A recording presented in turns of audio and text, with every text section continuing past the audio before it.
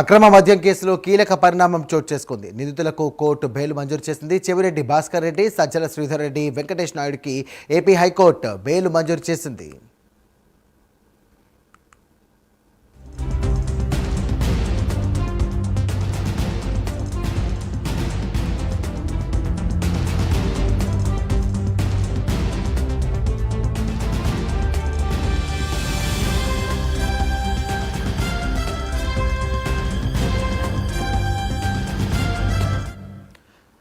Right, ఇదే అంశానికి సంబంధించి మరిన్ని డీటెయిల్స్ అందించడానికి మా కరెస్పాండెంట్ శ్రీహరి సిద్ధంగా ఉన్నారు. శ్రీహరి,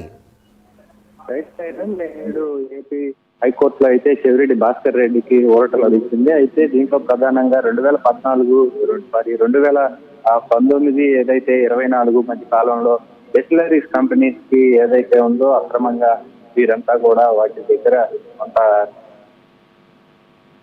అక్రమ మద్యం ఏదైతే ఉందో వీటికి సంబంధించిన దాంట్లో అయితే డిస్టిలరీస్ కంపెనీలకు వీళ్ళు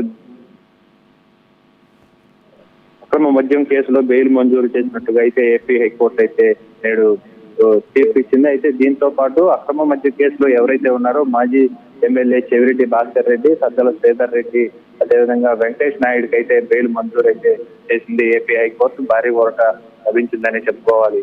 Sairam. Right, thank you Srihari.